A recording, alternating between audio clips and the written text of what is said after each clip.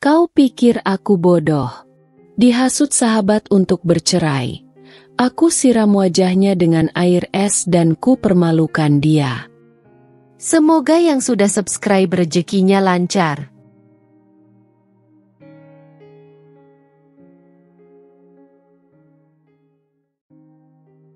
Aku dan Ardian telah bersahabat sejak kami masih kanak-kanak. Kami tinggal di rumah yang bersebelahan, tumbuh bersama dalam suasana desa yang tenang. Setiap sore, aku dan dia selalu bermain di pekarangan rumah, berlari-lari di bawah pohon mangga besar yang berdiri tegak di halaman depan rumahnya. Kami berbagi segala hal, dari mainan hingga impian-impian masa kecil yang terasa begitu sederhana. Jika aku menangis karena terjatuh, Ardian selalu menjadi orang pertama yang mengulurkan tangan untuk membantuku bangkit. Jika aku kesal karena kehilangan sesuatu, dia akan mencarikannya dengan sabar, seolah dunianya hanya berputar untuk memastikan aku baik-baik saja. Kedekatan kami terus berlanjut hingga kami tumbuh dewasa. Saat memasuki masa remaja, hubungan kami mulai berubah. Aku mulai menyukai hal-hal yang berbeda darinya, lebih suka membaca novel di kamar, sementara Ardian masih senang berlarian di luar bersama teman-teman laki-lakinya. Namun, meskipun kesibukan dan minat kami berubah, hubungan kami tetap erat. Setiap malam sebelum tidur, kami masih sering berbicara lewat telepon, membahas kejadian-kejadian seharian yang kami alami. Aku percaya bahwa persahabatan kami adalah sesuatu yang abadi, sesuatu yang tidak akan berubah meski keadaan terus berganti. Ketika aku mulai bekerja di kota dan Ardian juga sibuk dengan pekerjaannya, kami tetap berusaha untuk saling menyempatkan waktu. Dia adalah tempatku mengadu ketika aku menghadapi tekanan di kantor, dan aku adalah orang yang selalu mendukungnya ketika dia mengalami kesulitan dalam hidup. Tak pernah terlintas di pikiranku bahwa hubungan ini akan berubah menjadi sesuatu yang merugikan. Bagiku, Ardian adalah sahabat terbaik yang selalu ada di saat suka maupun duka. Namun, segalanya mulai berubah ketika aku bertemu dengan Mas Adi. Dia adalah pria yang berhasil membuatku jatuh cinta. Seseorang yang datang dengan penuh keseriusan dan membawa kehidupan baru ke dalam duniaku. Mas Adi bukan hanya seorang suami, tetapi juga tempatku bersandar dan berbagi masa depan. Aku menikah dengan penuh keyakinan bahwa aku telah menemukan orang yang tepat. Seseorang yang akan selalu menjagaku sebagaimana Ardian selalu melakukannya sebagai seorang sahabat. Ardian hadir di hari pernikahanku, tersenyum dan memberikan selamat. Namun, di balik senyuman itu, aku tidak pernah tahu apakah dia benar-benar bahagia atau menyimpan sesuatu yang lain dalam hatinya. Aku tidak menyadari bahwa sejak saat itu, perlahan-lahan, sesuatu di antara kami mulai berubah. Aku masih menganggapnya sebagai sahabat terbaikku, tempatku mengadu ketika rumah tanggaku mulai diwarnai oleh berbagai masalah. Tetapi aku tidak menyadari bahwa curhat-curhatku justru menjadi awal dari kehancuran yang perlahan-lahan ia rancang tanpa aku sadari. Hari-hari berlalu, dan aku tetap mengandalkan Ardian untuk berbagi cerita, meskipun aku sudah memiliki Mas Adi di sisiku. Aku percaya bahwa berbicara dengan sahabat tidak ada salahnya, bahwa dia hanya ingin yang terbaik untukku. Aku tidak tahu bahwa aku telah memberikan celah baginya untuk masuk lebih dalam ke dalam kehidupanku. Aku tidak menyadari bahwa setiap nasihat yang dia berikan mulai memiliki motif tersembunyi yang perlahan-lahan mempengaruhiku. Dan tanpa aku sadari, sebuah pengkhianatan sedang menunggu di depan. Pernikahan bukan hanya tentang cinta dan kebahagiaan, tetapi juga tentang bagaimana menghadapi perbedaan, menyesuaikan diri dengan kebiasaan pasangan, dan melewati hari-hari yang tidak selalu berjalan sesuai harapan. Awalnya, aku dan Mas Adi menjalani kehidupan rumah tangga dengan penuh cinta dan semangat. Namun, seiring waktu, Aku mulai merasakan adanya gesekan-gesekan kecil yang terkadang mengganggu kebahagiaan kami. Masalah yang kami hadapi seringkali terasa sepele. Kadang, Mas Adi pulang terlambat tanpa memberitahuku lebih dulu, membuatku merasa diabaikan. Kadang, dia terlalu sibuk dengan pekerjaannya, hingga lupa bahwa aku juga butuh perhatian dan kebersamaan. Ada saat-saat di mana aku berharap dia bisa lebih memahami perasaanku tanpa harus aku katakan secara langsung. Aku ingin dia tahu kapan aku sedang lelah, kapan aku ingin dimanja, dan kapan aku hanya butuh dia mendengarkan keluh kesahku tanpa memberikan solusi atau nasihat. Ada hari-hari di mana aku merasa begitu bahagia berada di sisi Mas Adi. Tetapi ada pula saat-saat ketika aku merasa jenuh dan tidak dipahami. Dalam masa-masa sulit itulah, aku selalu mencari tempat untuk mencurahkan isi hati. Dan seperti biasa, orang pertama yang terlintas dalam pikiranku bukanlah suamiku, melainkan Ardian. Awalnya, setiap kali aku menceritakan masalah rumah tanggaku, Ardian selalu menanggapinya dengan tenang dan bijaksana. Din, jangan terlalu cepat mengambil kesimpulan. Suami istri pasti butuh waktu untuk saling memahami. Kamu harus lebih sabar, katanya suatu ketika, saat aku mengeluh tentang Mas Adi yang tidak terlalu romantis. Aku mendengarkan nasihatnya dan mencoba menerapkannya. Aku masih berusaha mempertahankan rumah tanggaku, mencoba memahami Mas Adi lebih baik, dan menerima bahwa tidak semua pria memiliki cara yang sama dalam menunjukkan rasa sayang. Namun, seiring berjalannya waktu, aku mulai merasakan perubahan dalam nada bicara Ardian. Kini, setiap kali aku curhat, dia tidak lagi sekadar memberiku nasihat untuk bersabar. Kata-katanya mulai mengarah pada sesuatu yang lebih tajam, sesuatu yang lebih mengusik pikiranku. Din, untuk apa kamu bertahan kalau kamu tidak bahagia? Tanyanya suatu malam, saat aku mengeluh karena Mas Adi terlalu sibuk dengan pekerjaannya. Aku terdiam. Kata-katanya seolah menggema di dalam pikiranku.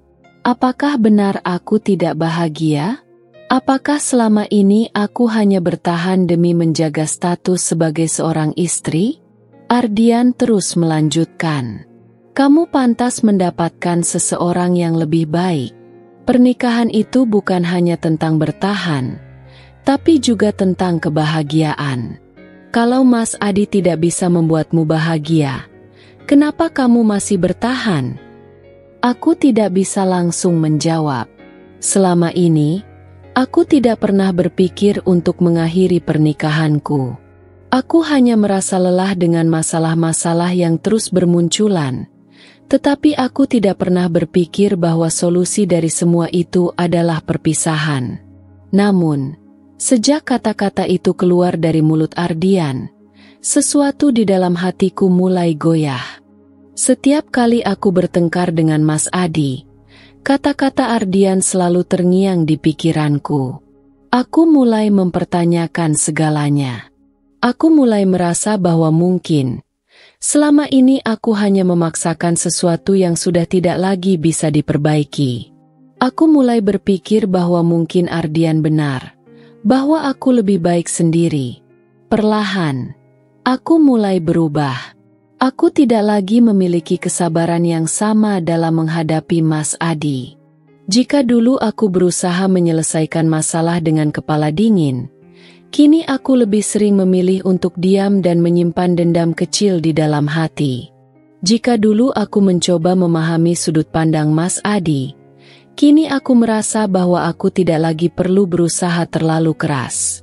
Dan tanpa aku sadari, aku semakin bergantung pada Ardian. Aku mulai lebih sering menghubunginya, bahkan hanya untuk hal-hal sepele. Aku ingin mendengar pendapatnya tentang segalanya.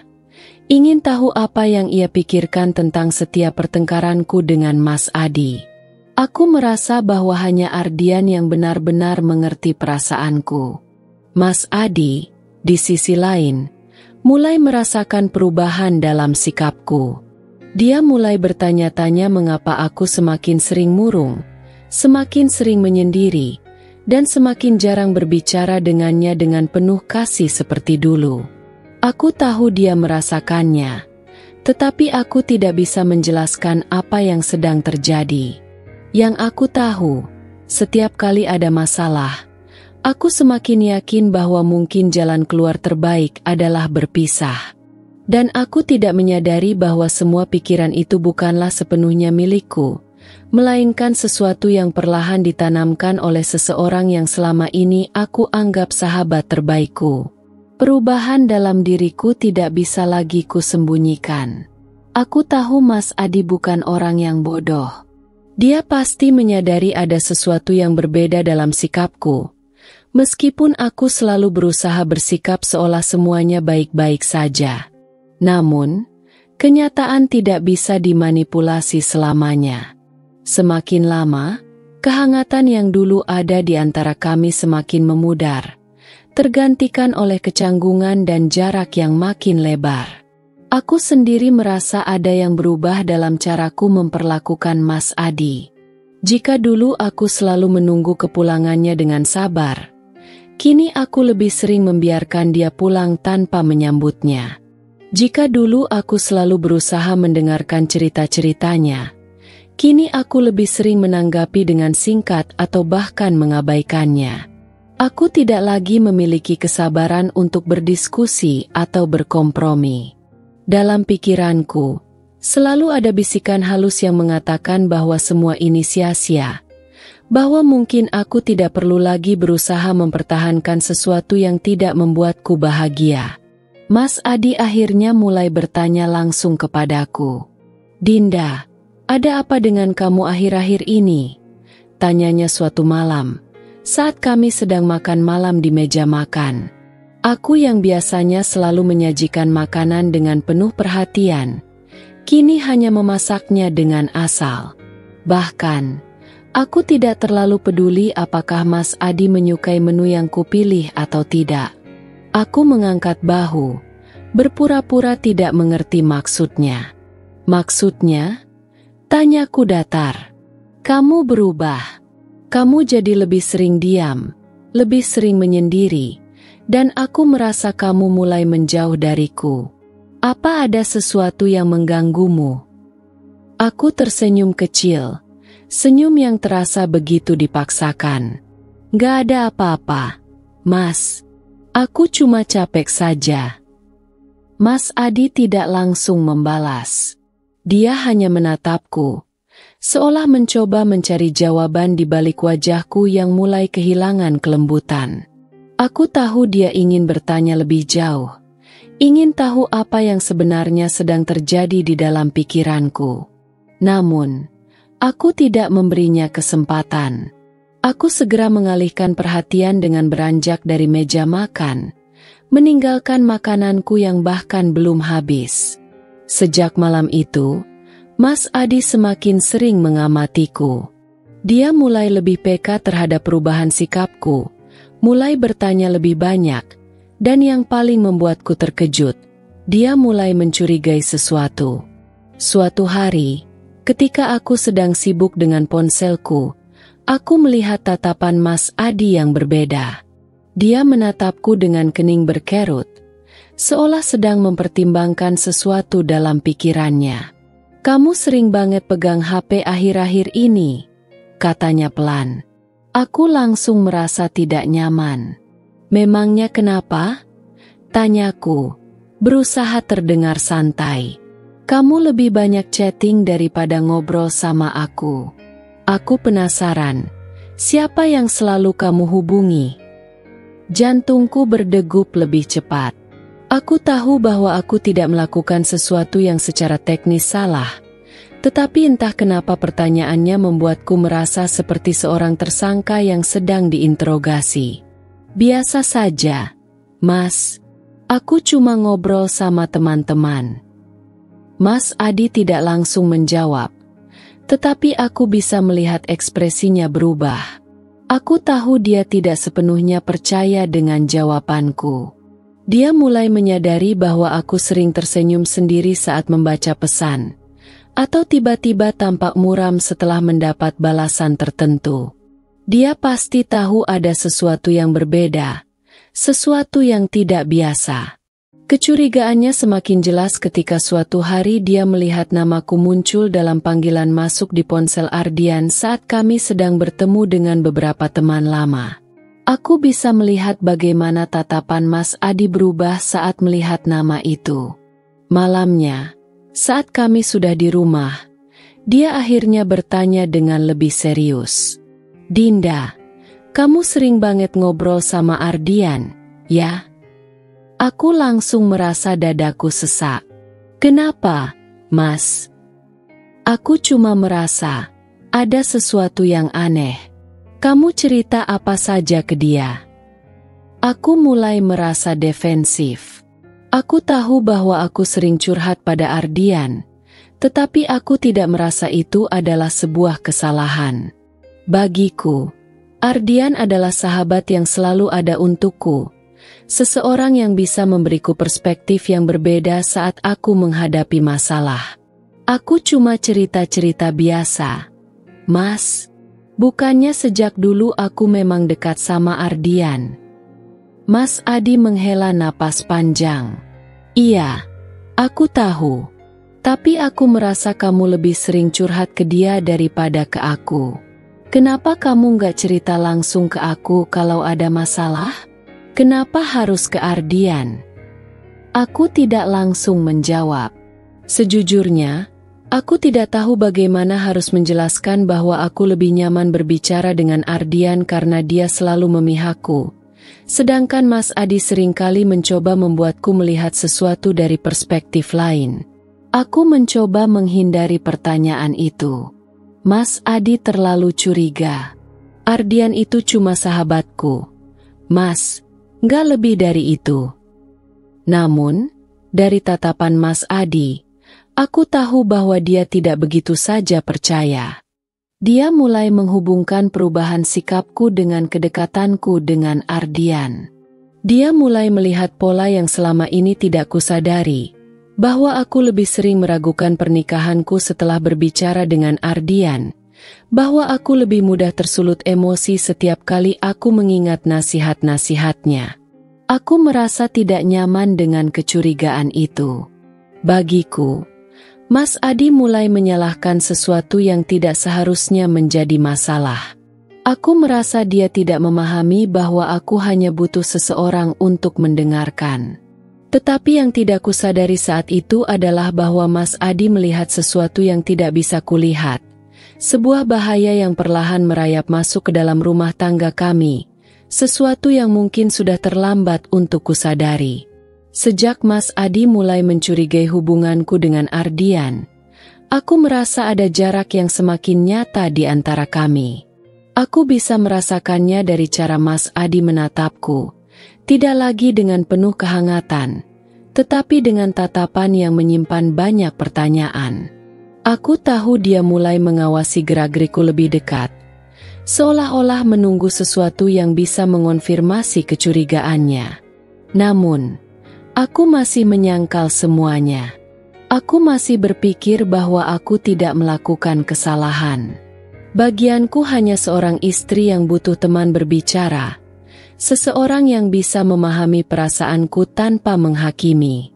Aku merasa Mas Adi tidak bisa memberikanku itu, sementara Ardian selalu siap mendengarkan. Di sisi lain, aku juga mulai menyadari bahwa ada sesuatu yang berubah dalam cara Ardian berbicara padaku. Jika dulu dia selalu mencoba menenangkan dan menasihatiku agar bersabar, kini nadanya mulai terdengar lebih tajam. "Din, sampai kapan kamu mau bertahan?" tanyanya suatu malam ketika kami berbicara melalui telepon. Aku menghela napas panjang. Aku baru saja bertengkar dengan Mas Adi karena hal sepele. Dia lupa membuang sampah sebelum berangkat kerja. Dan entah kenapa hal kecil itu terasa begitu besar bagiku. Aku nggak tahu. "Ardian, aku cuma merasa capek." Jawabku jujur. Di ujung telepon, Ardian mendesah pelan, seolah memahami perasaanku lebih dari siapapun. Dinda, kamu gak pantas hidup seperti ini. Pernikahan harusnya bikin kamu bahagia, bukan bikin kamu merasa lelah setiap hari. Aku terdiam. Kata-katanya begitu menusuk, dan aku benci mengakui bahwa aku mulai mempercayainya. Aku tahu, tapi aku masih berharap semuanya bisa berubah. Ucapku dengan suara lirih. Ardian tertawa kecil, tetapi ada nada sinis dalam tawanya. Berapa lama lagi kamu mau berharap? Mas Adi gak akan berubah. Din, aku kenal banyak laki-laki seperti dia. Dia gak sadar kalau kamu butuh perhatian, dan kalaupun dia sadar, dia gak peduli. Aku meremas ujung selimutku. Kata-kata Ardian membuat pikiranku semakin kacau. Aku mulai mempertanyakan semua hal yang dulu kuanggap wajar. Apakah benar Mas Adi tidak peduli? Apakah benar aku hanya membuang waktuku untuk sesuatu yang tidak bisa diperbaiki? Dan perlahan-lahan, aku mulai melihat Mas Adi bukan sebagai suami yang penuh kekurangan yang bisa diperbaiki, tetapi sebagai seseorang yang menghalangi kebahagiaanku. Setiap kali aku bertengkar dengan Mas Adi, aku semakin yakin bahwa Ardian benar. Mas Adi mungkin tidak pantas untukku. Aku mulai meragukan perasaanku sendiri, dan yang lebih berbahaya lagi, aku mulai mempercayai bahwa perpisahan mungkin adalah satu-satunya jalan keluar. Aku tidak sadar bahwa saat itu aku sudah mulai berjalan di jalur yang salah. Aku tidak sadar bahwa aku telah membiarkan Ardian mengontrol cara berpikirku, mengubah sudut pandangku tentang rumah tanggaku sendiri. Sampai suatu hari, Mas Adi akhirnya kehilangan kesabarannya. Kami baru saja bertengkar karena aku tiba-tiba mengatakan bahwa mungkin kami lebih baik berpisah. Aku sendiri kaget dengan kata-kata yang keluar dari mulutku. Tetapi aku juga tahu bahwa aku mengatakannya karena aku benar-benar mulai mempertimbangkannya. Mas Adi menatapku dengan mata penuh luka. Kenapa kamu tiba-tiba ngomong kayak gitu, Din? Aku membuang muka. Aku tidak bisa memberitahunya bahwa itu adalah hasil dari semua percakapanku dengan Ardian. Jadi aku hanya mengatakan, aku merasa kita sudah gak cocok lagi, Mas. Kita terlalu sering bertengkar. Mas Adi menggeleng pelan. Kita memang sering bertengkar, tapi bukan berarti kita harus menyerah, kan? Kamu dulu gak pernah berpikir sejauh ini. Kenapa sekarang kamu jadi seperti ini? Aku menggigit bibir bawahku. Aku tidak tahu harus menjawab apa. Aku tahu Mas Adi tidak salah. Aku tahu bahwa perubahan ini bukan datang dariku sendiri, tetapi dari seseorang yang selama ini berada di sampingku, membisikkan kata-kata yang perlahan-lahan mengubah caraku melihat dunia. Mas Adi menatapku lama sebelum akhirnya menghela napas panjang. Apa ini ada hubungannya sama Ardian? Pertanyaannya membuatku terdiam. Aku bisa merasakan darahku berdesir cepat. Mas, jangan asal nuduh, ujarku cepat. Meskipun di dalam hatiku aku mulai merasa bersalah. Aku nggak nuduh, Dinda. Aku cuma merasa, sejak kamu semakin sering ngobrol sama dia, kamu berubah. Kamu lebih gampang nyerah, lebih gampang marah sama aku, lebih gampang melihat pernikahan kita sebagai beban, bukan sebagai sesuatu yang harus diperjuangkan. Aku ingin membantahnya, tetapi aku tidak bisa. Karena di dalam hatiku, aku tahu bahwa apa yang dikatakannya benar. Namun, aku sudah terlalu tenggelam dalam pikiran-pikiran yang ditanamkan Ardian. Aku tidak bisa lagi melihat dengan jelas mana yang benar dan mana yang hanya manipulasi. Saat itu, aku tidak sadar bahwa aku telah hampir kehilangan sesuatu yang jauh lebih berharga daripada yang pernah kusadari. Aku mulai merasakan sesuatu yang tidak wajar, tetapi aku masih menutup mata. Aku terus meyakinkan diriku bahwa Ardian adalah satu-satunya orang yang memahami perasaanku. Dia adalah tempatku berlindung saat pernikahanku terasa berat. Seseorang yang selalu ada ketika aku merasa sendirian. Tetapi, semakin lama, nasihatnya mulai terdengar seperti perintah. Jika dulu dia hanya menyarankan, kini dia seperti memaksaku untuk melihat satu-satunya jalan keluar, perceraian. Suatu malam, aku kembali bertengkar dengan Mas Adi hanya karena hal kecil. Dia lupa membeli sesuatu yang kupesan saat pulang kerja. Dan entah kenapa aku merasa itu adalah bentuk ketidakpeduliannya padaku. Aku langsung masuk kamar dan mengabaikannya. Tidak ingin mendengar penjelasannya. Aku mengambil ponsel dan segera menghubungi Ardian. Mencari pelarian seperti yang sudah kulakukan berkali-kali. "Din, sampai kapan kamu mau kayak gini?" Ardian bertanya dengan suara yang terdengar penuh simpati. "Kamu capek terus, kamu marah terus, kamu gak bahagia terus. Emang kamu mau menghabiskan hidupmu di pernikahan yang bikin kamu tersiksa?" Aku menghela napas panjang. Tapi, Ardian, ini gak mudah. Aku masih ada rasa sama Mas Adi. Di ujung telepon, aku mendengar Ardian mendengus pelan. "Itu cuma kebiasaan, Din. Kamu kebiasaan ada dia di hidupmu. Jadi kamu takut kehilangan. Tapi kalau kamu beneran mikir jernih, kamu bakal sadar kalau selama ini kamu sendirian. Mas Adi gak pernah benar-benar ada buat kamu. Aku yang selalu ada." Kata-katanya membuatku terdiam. Ada sesuatu yang aneh dalam caranya berbicara, tetapi aku tidak bisa langsung menyadarinya. Aku hanya merasa semakin ragu pada pernikahanku. Aku mulai berpikir, mungkin Ardian benar. Mungkin aku hanya bertahan karena aku takut sendiri. "Jadi, menurut kamu aku harus bagaimana?" Tanyaku dengan suara lelah. "Tinggalkan dia, Din," jawabnya cepat. "Kamu pantas dapat yang lebih baik." Aku tidak langsung menjawab. Kata-katanya terus berputar di kepalaku, mengisi pikiranku dengan keraguan. Beberapa hari setelah percakapan itu, aku memutuskan untuk bertemu Ardian. Kami janjian di sebuah kafe yang sering kami kunjungi sejak dulu. Tempat ini adalah tempat kami biasa mengobrol tentang banyak hal, dari cerita masa kecil hingga masalah kehidupan. Tapi kali ini, aku datang dengan hati yang lebih berat dari sebelumnya. Saat aku tiba, Ardian sudah menungguku dengan secangkir kopi di hadapannya. Dia tersenyum, seperti biasa, tapi ada sesuatu dalam sorot matanya yang terasa berbeda. Seolah-olah dia menungguku untuk mengatakan sesuatu yang sudah dia ketahui. Aku duduk di hadapannya, mengaduk minumanku dengan perasaan kalut. Aku belum siap membuat keputusan besar, tetapi aku merasa Ardian sudah menyiapkan segalanya untukku. "Kamu kelihatan ragu," kata Ardian setelah beberapa saat hening. Aku mengangguk pelan.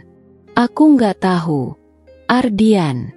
Aku takut aku bikin keputusan yang salah." Ardian menghela napas panjang. "Din, kamu nggak bisa terus-terusan takut. Kadang, kita harus ambil risiko demi kebahagiaan kita sendiri. Kamu nggak bisa terus bertahan di pernikahan yang nggak sehat. Kamu harus mulai mikirin diri kamu sendiri." Aku menatapnya lama. Ada sesuatu dalam cara bicaranya yang membuatku merasa seolah-olah dia benar-benar peduli padaku. Seolah-olah dia hanya ingin aku bahagia. Tapi di saat yang sama, aku mulai merasa ada sesuatu yang janggal. "Kamu yakin ini yang terbaik buat aku?" tanyaku pelan. Ardian tersenyum. "Aku lebih dari yakin, Din. Aku cuma mau kamu bahagia. Dan aku tahu kebahagiaan itu bukan sama Mas Adi." Aku kembali diam. Aku tidak tahu kenapa, tetapi kata-katanya kali ini terasa berbeda. Ada sesuatu yang membuatku merasa seolah aku sedang diarahkan ke sebuah keputusan, bukan diberi pilihan. Saat itu, aku tidak menyadari bahwa aku sudah masuk ke dalam jebakan yang dibuatnya. Aku tidak sadar bahwa sahabat yang selama ini kupercayai sebenarnya memiliki agenda tersembunyi. Aku tidak sadar bahwa aku sedang dimanipulasi perlahan-lahan, didorong ke arah yang diinginkannya tanpa aku sadari. Dan yang lebih parah lagi, aku tidak sadar bahwa Mas Adi mungkin adalah satu-satunya orang yang benar-benar peduli padaku tanpa mengharapkan sesuatu dariku. Hari-hari berikutnya terasa semakin berat. Aku mulai merasa ada yang salah, tetapi aku tidak bisa benar-benar memahami apa itu. Setiap kali aku berbicara dengan Ardian, dia semakin gencar menyuruhku meninggalkan Mas Adi. Seolah-olah pernikahanku adalah sebuah kesalahan besar yang harus segera kuperbaiki dengan perpisahan. Sementara itu, Mas Adi semakin menunjukkan kecurigaannya. Aku bisa merasakan dari caranya memandangku, dari nada suaranya setiap kali kami berbicara. Dia tidak pernah langsung menuduh, tetapi ada pertanyaan yang selalu tersirat dalam setiap ucapannya.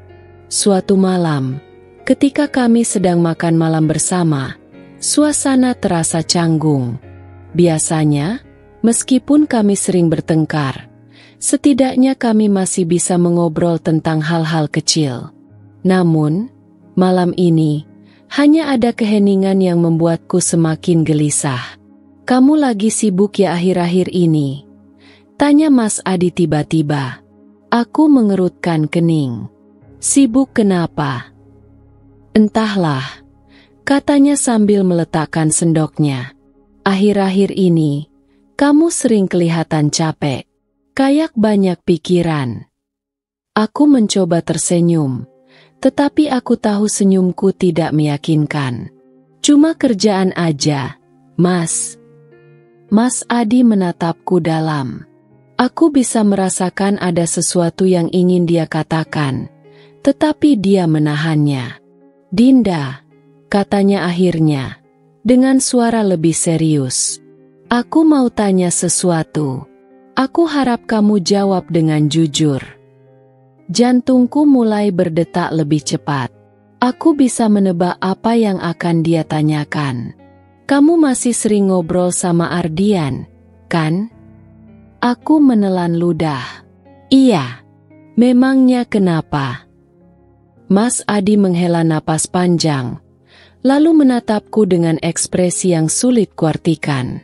"Aku nggak pernah melarang kamu punya sahabat, Din. Aku tahu Ardian sudah ada dalam hidup kamu jauh sebelum aku datang. Tapi belakangan ini, aku ngerasa ada yang berubah. Kamu jadi lebih gampang marah, lebih gampang nyerah sama pernikahan kita. Dan aku nggak bisa bohong, aku curiga itu ada hubungannya sama Ardian." Aku merasa dadaku sesak. "Jadi kamu pikir Ardian yang bikin aku kayak gini?" Mas Adi menatapku dengan penuh kesabaran. "Aku nggak tahu, Din. Tapi aku merasa sejak kamu semakin sering curhat ke dia, kamu jadi melihat pernikahan kita sebagai beban. Aku cuma pengen tahu dia bilang apa ke kamu." Aku terdiam. Aku tahu Mas Adi tidak berniat menyudutkanku, tetapi entah kenapa aku merasa tersudut. Aku merasa seolah dia menuduh Ardian sebagai biang keladi, dan itu membuatku marah. Dia nggak bilang apa-apa selain menyarankan aku buat mikirin kebahagiaanku sendiri. Jawabku defensif. Mas Adi menatapku lama sebelum akhirnya berkata, "Dan menurut kamu, kebahagiaan itu berarti ninggalin aku?" Aku tercekat. Aku ingin menjawab tidak, tetapi otakku sudah dipenuhi dengan kata-kata Ardian yang selama ini kudengar. Aku bangkit dari kursiku dengan perasaan kacau. "Aku capek, Mas. Aku mau tidur dulu." Mas Adi tidak mencegahku, Tetapi aku tahu dia masih memikirkan semua ini. Saat aku berbaring di tempat tidur, pikiranku dipenuhi dengan kebingungan. Aku mulai mempertanyakan semuanya. Apakah aku benar-benar ingin meninggalkan Mas Adi? Ataukah aku hanya terpengaruh oleh apa yang dikatakan Ardian? Dan yang lebih menakutkan lagi, aku mulai bertanya-tanya, apakah aku benar-benar bisa mempercayai Ardian? Aku menutup mata, berharap bisa tidur dengan tenang. Tetapi malam itu, aku justru terjaga dalam ketidakpastian yang semakin besar. Malam itu, aku benar-benar tidak bisa tidur. Pikiran tentang semua yang Mas Adi katakan terus menghantuiku, membuatku semakin gelisah. Aku tidak bisa membantah bahwa hubunganku dengan Ardian telah mengubah cara pandangku terhadap pernikahanku. Tetapi, apakah perubahan itu memang sesuatu yang wajar? Atau ada sesuatu yang lebih dalam yang selama ini tidak kusadari? Aku berbalik ke sisi lain tempat tidur, mencoba mengatur napas. Di sampingku, Mas Adi sudah tertidur. Wajahnya tampak lelah, seolah dia sudah memikirkan banyak hal yang tidak berani dia katakan padaku. Aku merasa bersalah, tetapi di saat yang sama, aku juga merasa bahwa aku adalah korban dalam semua ini. Aku hanya ingin didengar, ingin dimengerti. Tetapi kenapa semuanya terasa semakin kacau? Keesokan harinya, aku pergi bekerja dengan perasaan berat. Seharusnya aku fokus pada pekerjaanku, tetapi pikiranku terus-menerus melayang pada percakapan dengan Ardian dan Mas Adi. Aku bahkan tidak menyadari bahwa aku sudah berdiri di depan kantor lebih lama dari biasanya, hanya termenung tanpa arah. Saat aku akhirnya masuk dan duduk di meja kerja, ponselku bergetar. Sebuah pesan dari Ardian muncul di layar. Ketemu di kafe biasa setelah kerja? Aku ada sesuatu yang mau dibahas. Aku menatap pesan itu cukup lama sebelum akhirnya mengetik balasan. Oke. Aku tidak tahu kenapa aku tetap datang. Mungkin karena aku masih ingin mendengar penjelasan dari Ardian, atau mungkin karena aku belum siap menghadapi Mas Adi malam ini. Tetapi yang jelas, aku tahu bahwa aku sudah semakin jauh tenggelam dalam sesuatu yang seharusnya tidak kubiarkan. Saat aku tiba di kafe, Ardian sudah menungguku dengan senyum khasnya. Seperti biasa, dia terlihat tenang, seolah-olah tidak ada yang perlu dikhawatirkan. Kamu kelihatan capek, katanya begitu aku duduk di hadapannya. Aku menghela napas. Aku cuma banyak pikiran. Ardian menyesap kopinya perlahan. Mas Adi lagi bikin masalah lagi. Aku terdiam sejenak sebelum menggeleng. Enggak juga. Aku cuma bingung. Ardian tersenyum tipis. Kamu bingung karena kamu masih ragu buat ninggalin dia, kan? Aku menatapnya, mencoba mencari jawaban di wajahnya. Kenapa kamu selalu menyarankan aku buat ninggalin dia, Ardian? Ardian menghela napas seakan pertanyaanku membuatnya lelah. Karena aku nggak tahan lihat kamu tersiksa, Din. Kamu terlalu baik untuk hidup dalam pernikahan yang bikin kamu sengsara. Aku ingin mempercayainya, tetapi entah kenapa, kata-katanya mulai terdengar berbeda dari sebelumnya. Ada sesuatu dalam nada suaranya yang terasa seperti paksaan. Ardian, jujur sama aku, kataku pelan. Apa sebenarnya alasan kamu selalu menyuruh aku ninggalin Mas Adi? Ardian tertawa kecil. Apalagi kalau bukan karena aku peduli sama kamu. Aku tidak langsung menjawab. Aku hanya menatapnya lama, mencoba membaca sesuatu yang mungkin selama ini luput dari perhatianku. Dan saat itu, untuk pertama kalinya, aku merasakan sesuatu yang aneh dalam tatapannya.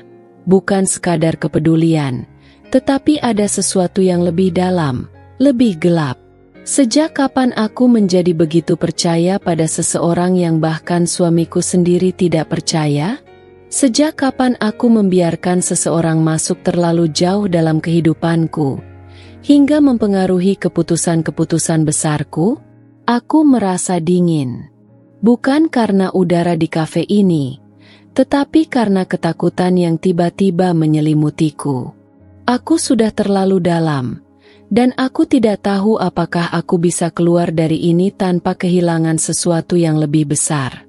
Tetapi satu hal yang mulai terasa jelas. Aku mungkin telah membuat kesalahan besar. Setelah pertemuan di kafe itu, aku merasa ada yang berubah dalam diriku. Aku mulai mempertanyakan segalanya. Hubunganku dengan Ardian, niatnya yang sebenarnya, dan yang paling penting, keputusan-keputusan yang hampir saja kuambil. Aku tidak bisa menyangkal bahwa aku memang tidak bahagia dengan pernikahanku akhir-akhir ini. Tetapi apakah itu berarti aku harus meninggalkan Mas Adi? Ataukah aku hanya terjebak dalam pengaruh seseorang yang selama ini kuanggap sahabat? Malam itu, Mas Adi sedang duduk di ruang tamu, membaca koran seperti kebiasaannya. Namun, kali ini dia tidak terlihat setenang biasanya. Aku bisa merasakan ada sesuatu yang mengganggu pikirannya. Dinda, panggilnya pelan saat aku masuk. Aku menoleh, sedikit terkejut dengan nada suaranya yang serius. Kenapa, Mas? Dia melipat korannya, lalu menatapku dengan mata yang penuh dengan sesuatu yang sulit kuartikan. Kekecewaan, mungkin? Atau kesedihan? Aku mau tanya sesuatu, dan aku harap kamu jawab dengan jujur.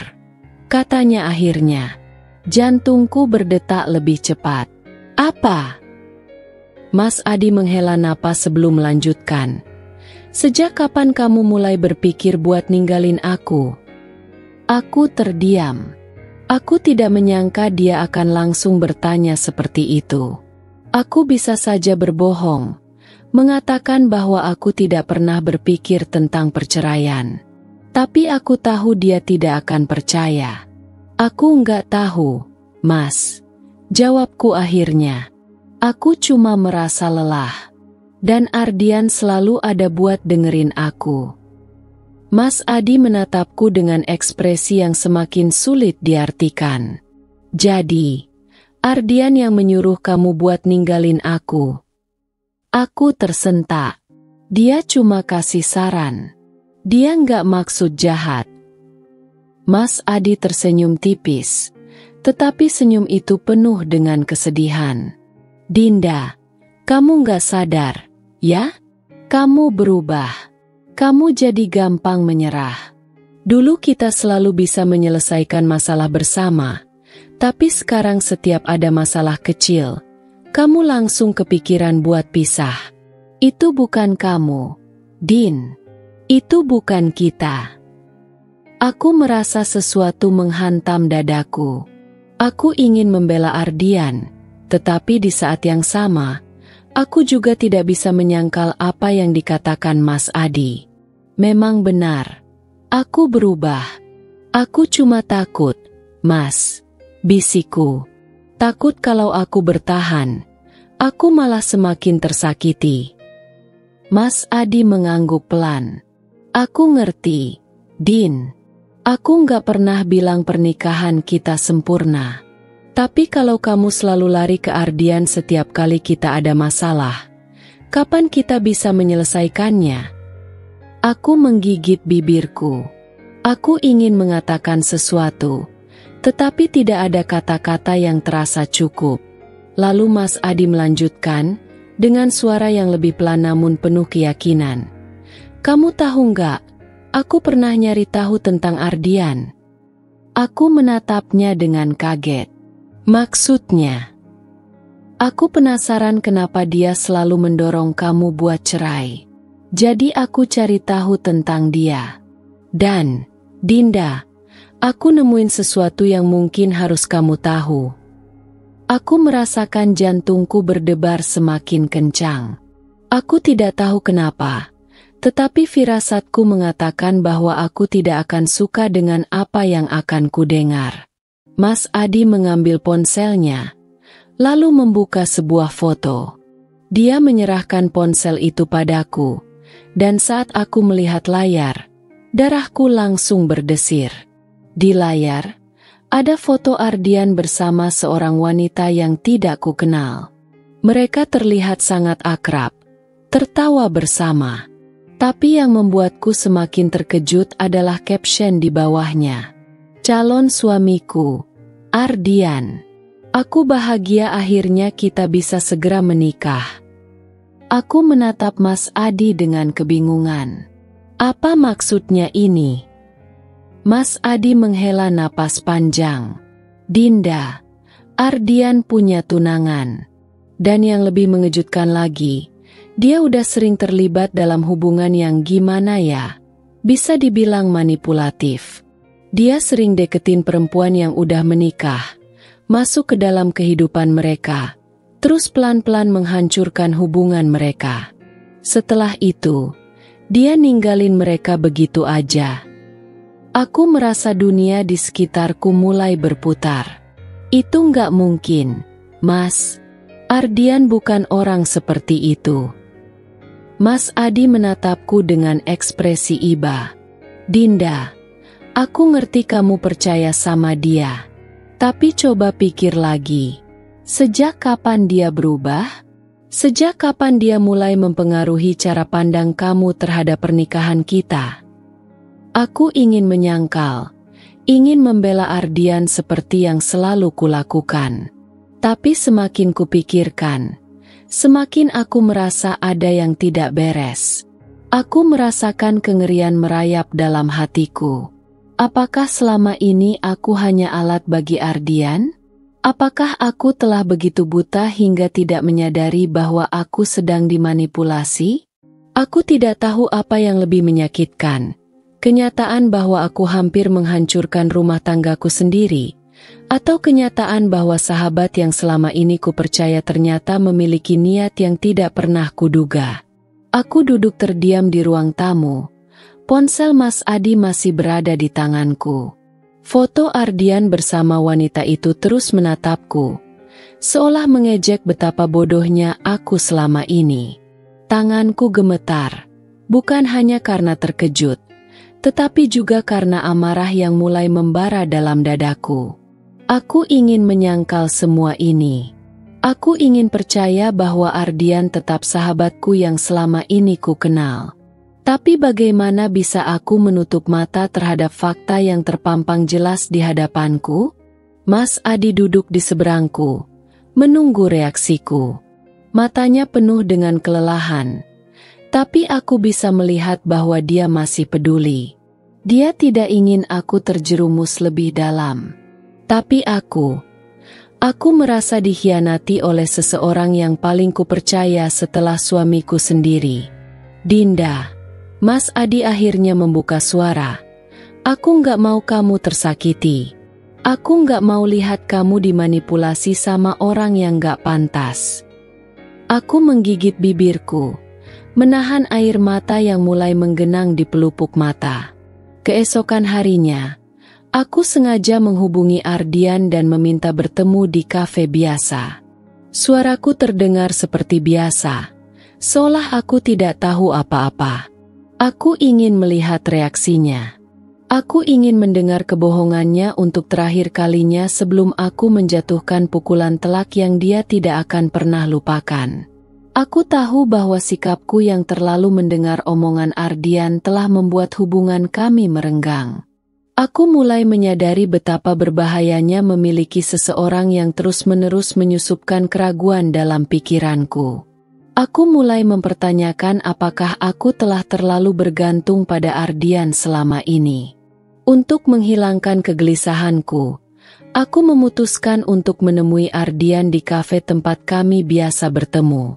Aku ingin berbicara dengannya, ingin memastikan apakah aku benar-benar mengambil keputusan yang tepat dengan menjauh dari Mas Adi. Aku ingin jawaban yang jelas dari sahabat yang selama ini selalu ada untukku. Sesampainya di kafe, Aku melihat Ardian sudah duduk di meja sudut, sibuk dengan ponselnya. Aku berjalan mendekat, tapi sebelum aku benar-benar tiba di mejanya, aku mendengar sesuatu yang membuat kakiku membeku di tempat. Iya, tenang saja. Dia sudah mulai percaya penuh sama aku. Suara Ardian terdengar santai, dengan nada penuh keyakinan. Aku menyipitkan mata, mendengar lebih jelas. Dinda itu orangnya gampang dipengaruhi, apalagi kalau dia lagi emosi. Aku tinggal dorong dia sedikit aja, dan dia mulai berpikir untuk menceraikan suaminya. Percaya deh, gak lama lagi dia pasti bercerai. Jantungku berdegup kencang. Aku menggigit bibir, menahan diri agar tidak langsung menerjang ke arahnya. Harta? Tentu aja aku bakal dapat bagian. Dia punya jabatan tinggi di kantornya, gajinya besar, asetnya juga lumayan banyak. Setelah dia bercerai, aku tinggal masuk ke dalam hidupnya lebih dalam, bikin dia percaya sama aku sepenuhnya. Aku merasa dunia seakan berputar. Jadi, selama ini Ardian bukan benar-benar peduli padaku? Dia hanya ingin aku meninggalkan Mas Adi agar bisa menguasai hartaku? Aku menggenggam ujung meja di dekatku untuk menahan tubuhku yang tiba-tiba terasa lemas. Aku berusaha bernapas dengan normal, tapi hatiku terasa sesak. Setelah itu, suara orang di ujung telepon bertanya. Aku menahan napas, menunggu jawaban Ardian. Setelah aku dapat semua yang aku mau, ya aku tinggalin dia. Lah, lagian aku nggak benar-benar cinta sama Dinda. Aku cuma pengen apa yang dia punya. Lagi pula, dia terlalu gampang percaya sama orang, terlalu lugu untuk seseorang yang punya jabatan tinggi. Aku merasa seakan ditampar keras oleh kenyataan. Perih. Sesuatu dalam diriku seakan runtuh seketika. Aku ingin marah, ingin berteriak, tapi tenggorokanku terasa tercekat. Aku harus memastikan ini. Aku harus memastikan bahwa aku tidak salah dengar. Aku menarik napas panjang, menguatkan diriku. Aku melangkah ke meja Ardian dengan langkah mantap. Saat ia menoleh dan melihatku, matanya melebar seketika. Ia buru-buru menutup teleponnya. Tapi aku sudah mendengar semuanya. Tanpa berpikir dua kali, aku mengambil gelas berisi es teh yang ada di atas meja dan langsung menyiramnya ke wajah Ardian. Cairan dingin itu mengalir turun dari rambutnya, membasahi wajahnya, membuatnya terperangah dalam keterkejutan. "Dinda?" serunya. Aku menatapnya dengan tajam. Perasaan marah dan kecewa bercampur menjadi satu. "Jadi ini tujuan kamu selama ini? Memanfaatkan aku? Menghancurkan rumah tanggaku biar kamu bisa mengambil hartaku?" Ardian mengangkat kedua tangannya, berusaha menenangkan situasi. "Dinda, kamu salah paham. Aku bisa jelasin semuanya." Aku tertawa sinis. "Jelasin apa, Ardian? Aku dengar semuanya. Kamu pikir aku nggak sadar betapa liciknya kamu? Selama ini aku percaya sama kamu. Aku anggap kamu sahabat terbaikku. Tapi ternyata kamu cuma serigala berbulu domba." Ardian menelan ludah, terlihat panik. "Aku nggak bermaksud begitu, Din. Aku cuma nggak mau kamu menderita dengan Mas Adi." Aku mengepalkan tanganku. "Jangan pura-pura peduli. Kamu nggak pernah peduli sama aku. Yang kamu pedulikan cuma harta dan keuntunganmu sendiri." Beberapa orang di kafe mulai menoleh ke arah kami. Aku tidak peduli.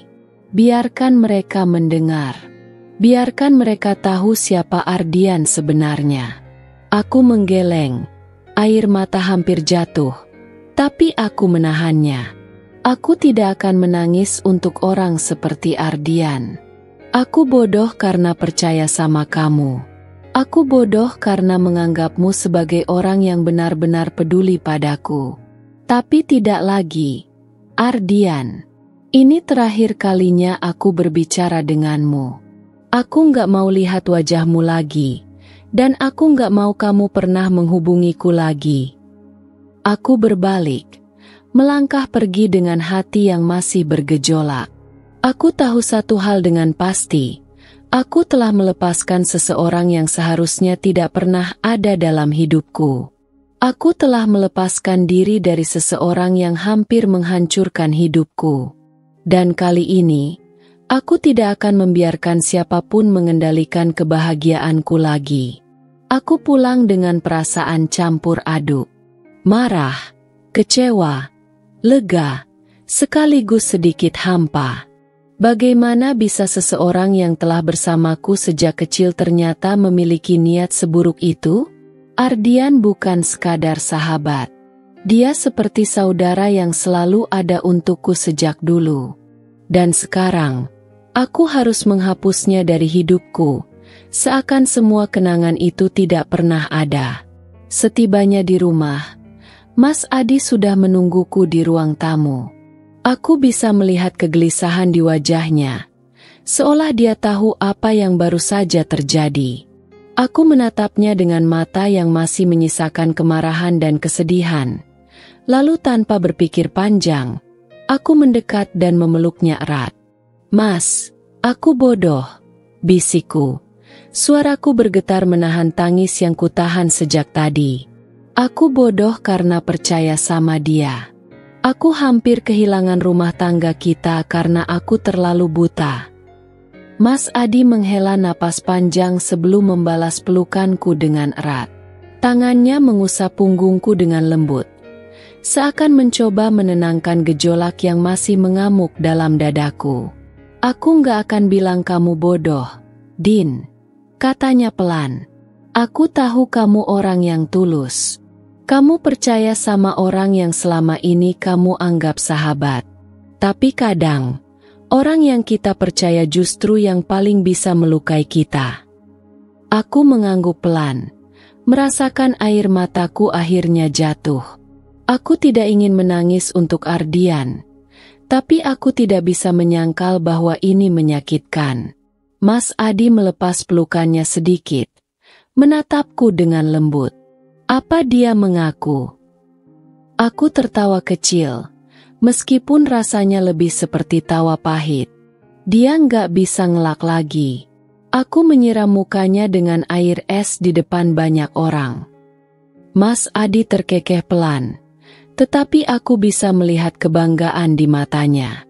Bagus, itu yang dia pantas dapatkan. Aku menarik napas dalam-dalam, mencoba menguatkan hatiku. Aku nggak mau lagi ada orang lain yang ikut campur dalam rumah tangga kita. Mas, aku janji, aku akan lebih mendengarkan kamu, bukan orang lain. Mas Adi mengangguk, lalu mengusap rambutku dengan lembut. "Kita perbaiki semuanya, Din. Pelan-pelan. Yang penting kita saling percaya lagi." Aku tersenyum kecil, meskipun dadaku masih terasa sesak. Setidaknya, aku masih memiliki Mas Adi, dan itu cukup untukku. Beberapa hari setelah kejadian di kafe, aku mencoba kembali fokus pada pekerjaanku. Aku tidak ingin terlalu memikirkan Ardian lagi. Tapi hidup selalu punya cara untuk memberikan kejutan.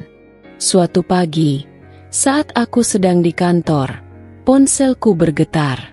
Sebuah pesan masuk dari nomor yang tidak dikenal. "Dinda, tolong bantu aku. Aku dalam masalah besar." Aku membacanya berulang kali. Meskipun nomor itu tidak tersimpan di ponselku, aku tahu siapa pengirimnya. Ardian. Aku mengabaikannya. Aku tidak ingin lagi terlibat dengannya. Tapi beberapa jam kemudian, pesan lain masuk. Aku dipecat dari pekerjaanku. Tunanganku meninggalkanku setelah tahu aku mendekati perempuan lain. Aku benar-benar kehilangan segalanya. Din, aku nggak punya siapa-siapa lagi. Aku terdiam. Ada perasaan iba yang mencoba muncul dalam diriku, tapi aku segera menepisnya. Ini bukan lagi urusanku. Dia mendapat balasan atas apa yang telah dia lakukan. Namun, saat aku akan mematikan ponselku, satu pesan terakhir masuk. Aku tahu aku salah. Aku cuma ingin kamu tahu. Aku menyesal. Aku menggigit bibirku, menatap layar ponsel itu cukup lama. Ardian menyesal? Aku tidak tahu apakah itu benar atau hanya permainan lain yang dia lakukan. Tapi satu hal yang pasti, aku tidak akan terjebak lagi. Aku menghapus semua pesannya tanpa membalas. Biarlah waktu yang mengajarinya tentang karma. Aku sudah selesai dengan Ardian. Dan aku tidak akan menoleh ke belakang lagi. Hari-hari setelah kejadian itu terasa seperti babak baru dalam hidupku. Aku mulai lebih berhati-hati dalam mempercayai orang, terutama tentang hal-hal yang berkaitan dengan rumah tanggaku. Aku juga mulai memperbaiki hubunganku dengan Mas Adi. Kami banyak menghabiskan waktu bersama, membangun kembali komunikasi yang sempat retak karena kehadiran Ardian. Setiap malam sebelum tidur, aku dan Mas Adi mulai membiasakan diri untuk berbicara dari hati ke hati, sesuatu yang jarang kami lakukan sebelumnya. Kadang-kadang pembicaraan kami ringan, seperti membahas makanan favorit atau tempat yang ingin kami kunjungi.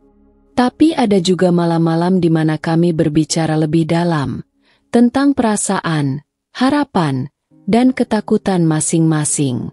Aku menyadari betapa selama ini aku lebih sering mencari kenyamanan di luar daripada di dalam rumahku sendiri.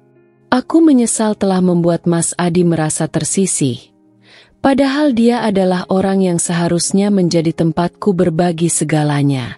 Aku nggak mau kita seperti dulu lagi, Mas. Kataku suatu malam saat kami duduk di teras rumah sambil menikmati udara malam yang sejuk. Aku ingin kita lebih terbuka. Kalau aku ada masalah, aku janji akan cerita langsung ke kamu, bukan ke orang lain. Mas Adi tersenyum kecil, menggenggam tanganku erat. Aku juga mau lebih mendengarkan kamu, Din. Aku sadar mungkin selama ini aku terlalu cuek. Jadi kamu merasa lebih nyaman cerita ke orang lain. Tapi aku janji, aku akan lebih ada buat kamu. Aku tersenyum lega. Ini yang aku butuhkan, kepastian bahwa kami masih bisa memperbaiki semuanya. Bahwa kami tidak akan menyerah hanya karena satu kesalahan. Sementara itu, kabar tentang Ardian semakin banyak beredar di lingkaran pertemanan kami.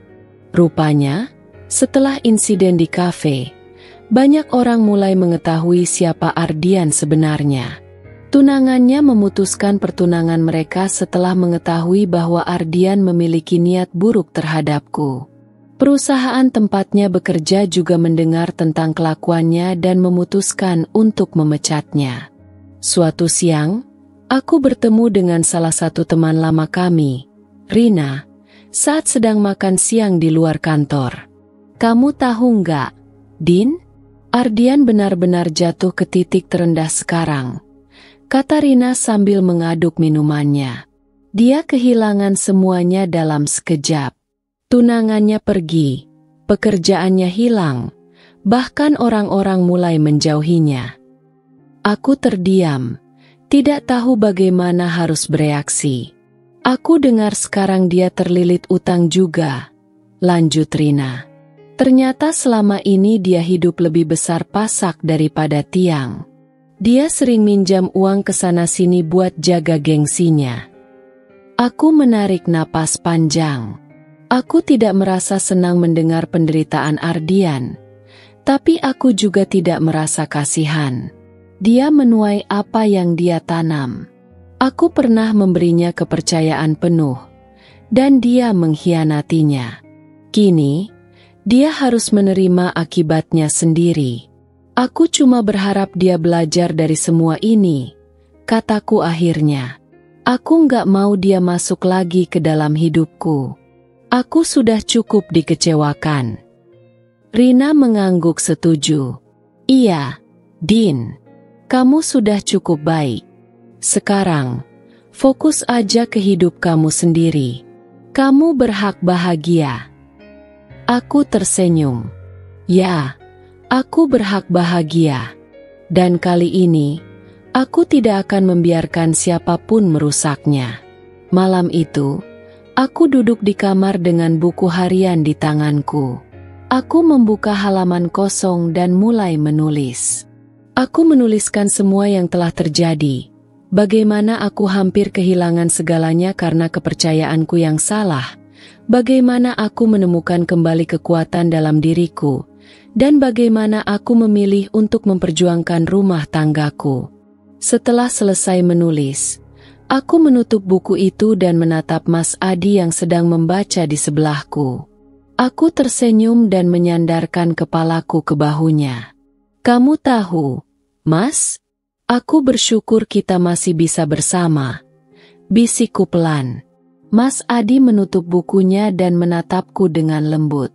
Aku juga, Din. Aku nggak bisa bayangin hidup tanpa kamu. Aku tersenyum. Kali ini, aku benar-benar merasa damai. Aku telah melepaskan masa lalu yang menyakitkan dan memilih untuk melangkah ke depan bersama seseorang yang benar-benar mencintaiku. Dan itu sudah lebih dari cukup. Hari-hari berlalu dengan lebih tenang setelah aku memutuskan hubungan dengan Ardian. Aku dan Mas Adi semakin dekat. Dan aku merasa seperti akhirnya kami menemukan kembali ritme yang sempat hilang dalam pernikahan kami. Namun, hidup sepertinya tidak pernah membiarkan seseorang beristirahat terlalu lama dari ujian. Suatu pagi, aku sedang bersiap-siap untuk berangkat kerja ketika ponselku berdering. Nomor yang tidak dikenal muncul di layar. Dan entah kenapa, firasatku langsung tidak enak.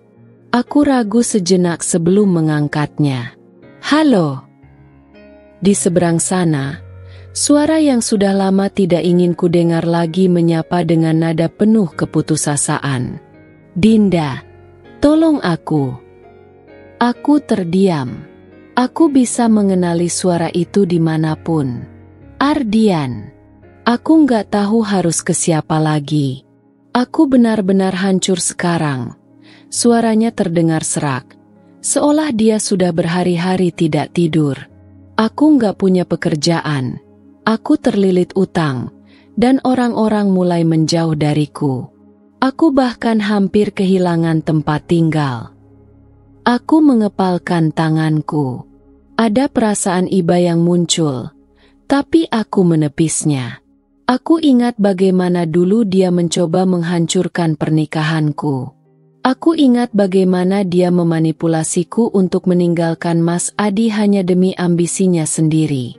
Dan sekarang, dia datang padaku, memohon belas kasihan? Itu bukan urusanku lagi, Ardian, kataku dingin. Aku sudah memutuskan untuk tidak berhubungan lagi denganmu. Jangan hubungi aku lagi. Dinda, aku minta maaf. Serunya. Suaranya semakin putus asa. Aku salah. Aku cuma butuh bantuan. Aku janji. Aku nggak akan mengganggu hidupmu lagi. Aku menarik napas dalam-dalam. Mencoba meredam emosiku. Aku ingin percaya bahwa dia benar-benar menyesal. Tapi aku tidak bisa melupakan bagaimana dia dulu dengan mudahnya memanipulasiku. Aku sudah memaafkanmu, Ardian, kataku akhirnya. Tapi aku tidak bisa membantumu. Kau harus menghadapi konsekuensi dari perbuatanmu sendiri. Sebelum dia sempat membalas, aku menutup telepon dan segera memblokir nomornya. Tanganku sedikit gemetar, bukan karena takut, tapi karena aku merasa ini adalah ujian terakhir bagiku. Apakah aku masih akan terjebak dalam belas kasihan terhadap orang yang jelas-jelas ingin menghancurkanku? Aku telah belajar dari kesalahanku. Siang harinya, aku bertemu dengan Mas Adi untuk makan siang bersama. Kami sudah mulai rutin melakukan ini untuk menjaga komunikasi dan kebersamaan kami. "Kamu kenapa?" tanya Mas Adi saat melihatku melamun. Aku menghela napas. Ardian meneleponku tadi pagi. Dia meminta bantuan. Mas Adi menatapku tajam, tapi aku bisa melihat bahwa dia tidak marah, hanya khawatir. "Dan kamu?" tanyanya pelan. Aku menolaknya. Aku sudah memaafkannya, tapi aku tidak bisa membantunya. Jawabku dengan mantap. Ekspresi Mas Adi melunak, dan dia mengangguk pelan. "Bagus. Kamu sudah belajar untuk memilih mana yang pantas kamu beri perhatian. Din, aku bangga sama kamu." Aku tersenyum kecil. Mas Adi benar. Ini bukan hanya tentang Ardian. Ini tentang aku juga. Tentang bagaimana aku belajar untuk tidak lagi mudah dimanipulasi. Untuk tidak lagi mengorbankan kebahagiaanku demi seseorang yang tidak benar-benar peduli padaku. Beberapa minggu kemudian, aku mendengar kabar bahwa Ardian benar-benar kehilangan segalanya. Dia terpaksa menjual beberapa barang miliknya untuk membayar utang, dan orang-orang semakin menjauhinya karena kelakuannya yang dulu. Aku tidak merasa senang mendengar ini, tapi aku juga tidak merasa kasihan. Ini adalah akibat dari perbuatannya sendiri. Aku tidak tahu apakah dia akan belajar dari kesalahannya atau tidak.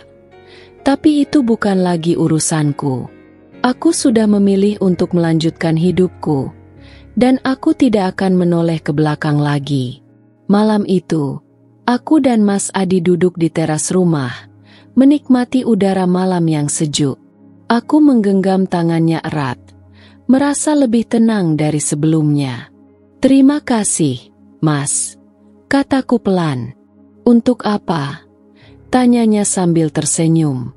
"Untuk selalu percaya sama aku, bahkan ketika aku hampir kehilangan arah," jawabku. Mas Adi mengecup punggung tanganku dengan lembut. "Aku percaya sama kamu, Din. Dan aku tahu kamu selalu bisa menemukan jalan yang benar." Aku tersenyum. Ya, kali ini, aku yakin aku sudah berada di jalan yang benar. Hari-hari setelah kejadian itu terasa lebih ringan, seolah beban yang selama ini menghantuiku telah benar-benar lepas. Aku tidak lagi diganggu oleh rasa bersalah ataupun kebimbangan. Namun, meskipun aku sudah berusaha menutup lembaran lama, bayang-bayang masa lalu tetap sesekali datang menghampiri. Pagi itu, aku sedang menikmati teh hangat di meja kerja saat seorang rekan kantor, Mira, tiba-tiba datang dengan wajah penasaran. "Din, kamu tahu nggak kalau Ardian sekarang jadi bahan pembicaraan di mana-mana?" tanyanya sambil menarik kursi di hadapanku. Aku menghela napas dan meletakkan cangkirku. "Apalagi kali ini?" Mira melirik ke kanan dan kiri sebelum berbisik. Dia tertangkap basah mencoba menipu seseorang. Katanya dia pura-pura butuh bantuan keuangan, tapi ujung-ujungnya malah mau memanfaatkan orang itu untuk kepentingan pribadinya. Aku menatap Mira dengan ekspresi datar. Aku seharusnya tidak terkejut, tapi tetap saja ada rasa kecewa yang muncul. Jadi, Ardian tidak belajar dari kesalahannya.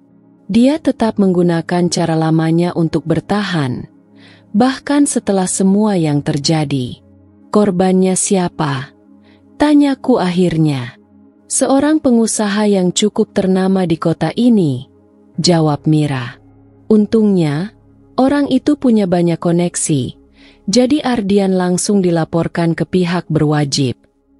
Aku terdiam. Sekarang bukan hanya aku yang menjadi korban manipulasi Ardian, tapi orang lain juga. Dan kali ini, Dia berurusan dengan seseorang yang tidak akan tinggal diam.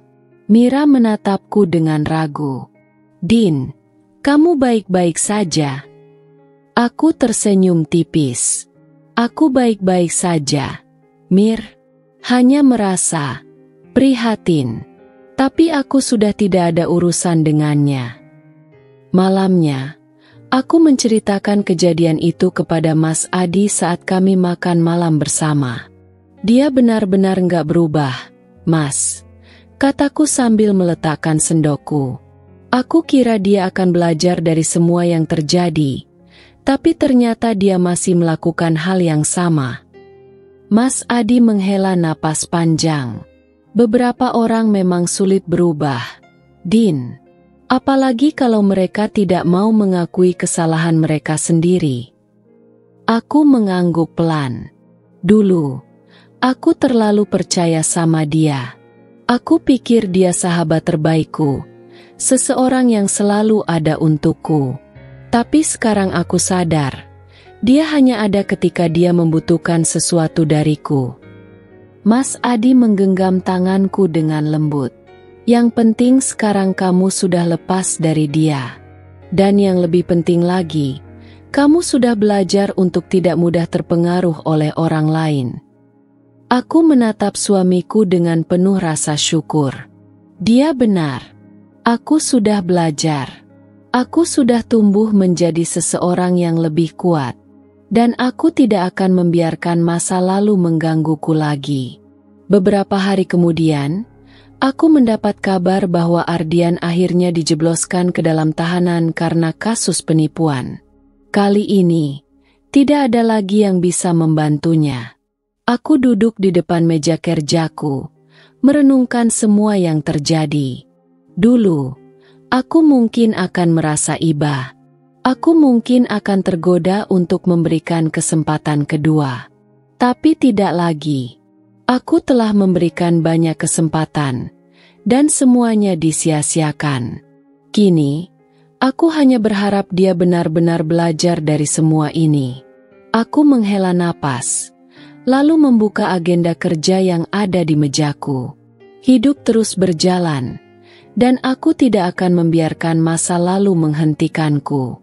Aku menutup lembaran tentang Ardian untuk selamanya dan memilih untuk fokus pada masa depanku bersama Mas Adi. Beberapa bulan telah berlalu sejak aku mendengar kabar terakhir tentang Ardian. Sejak saat itu, aku tidak lagi mencari tahu tentangnya, tidak lagi tertarik untuk mengetahui bagaimana keadaannya. Aku sudah selesai dengan semua yang berhubungan dengannya. Hidupku terlalu berharga untuk terus menoleh ke belakang. Aku mulai lebih fokus pada kehidupanku sendiri, terutama pada pernikahanku dengan Mas Adi.